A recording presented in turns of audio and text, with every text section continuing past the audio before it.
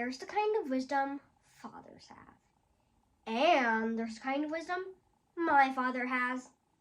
For example, when we first immigrated, he thought it would be a good idea for all of us to have American names, which, made sense.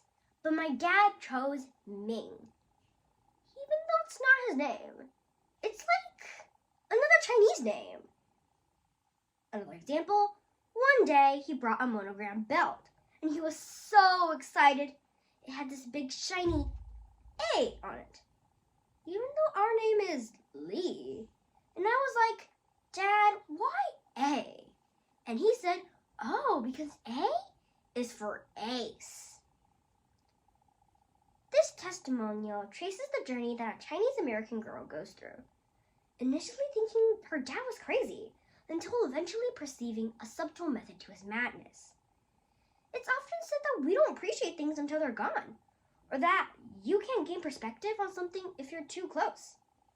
The craziness of the dad she thought she knew took on a new meaning, which realized the store he gave so much to also gave so much to others. This is A Kind of Wisdom by Ellie Lee. My dad managed to save a little money and start his own store. He told me he will mark up one item by 5 cents and another by 10. And I was like, how are you ever going to make money? But he developed a following.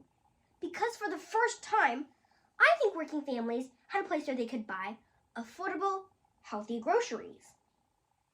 After 10 years, my dad moved to an enormous new space. Soon, it became New England's largest Asian market. Now I was a snotty teenager.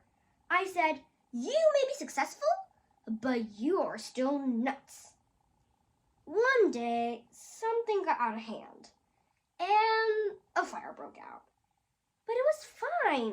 The fire truck arrived immediately. Everything was fine until the fire department hooked up their hoses and there was no water. Okay, that's weird.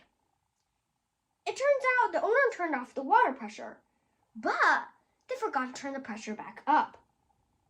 An hour later, the building was still on fire. And if things couldn't get any worse, the fire jumped an alley and the building next door caught fire. On the top floor were 10,000 square feet of illegal fireworks. So the firefighters wouldn't scale ladders. It was a surreal moment because things were exploding on celebration. As my dad stood there, helpless, watching his life's work be destroyed. I remember seeing 3 elderly women crying. The ladies looked at me and said, what do we do now? We have no home. And that was a turning point for me. I hadn't really thought about my dad's store that way. I mean, I knew he was doing it to provide for the family, but in fact, he was providing for the greater community. The fire had cost $20 million, and my dad barely had enough insurance to cover it. But he had this idea that maybe they could pull funds together with his old employees. Then they could rebuild the store. The only location they could find was on the outskirts of Chinatown. And I remember thinking, that's so unsafe. No one's gonna go. But he did it anyway. Almost overnight, the place was revitalized. Loyal families came and gave us patronage. Soon after, businesses started popping up, and families started moving back. It was amazing. He helped resuscitate an entire neighborhood. 15 years later, had become one of the most valuable pieces of real estate. Which is why my dad got an eviction notice. The owner wants to build condos. My dad was 70 at this point, and I told him, you have employees who wouldn't be able to get a job later on. And my dad said, I'm too old for this. I'm too old to fight now. And honestly, I couldn't judge that.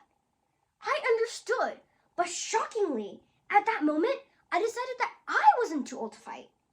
So I organized a community to fight City Hall and the large developers. The turnout was so humongous that even the mayor started saying he supported us. After the hearing, I went back to the store, and there were these two older employees who rushed up to me and said, "Thank you, thank you. No one spoke for us before." And I saw so much gratitude and humility in their eyes. And it was at that moment that I finally began to understand the wisdom that my crazy father managed to give to me. Thank you.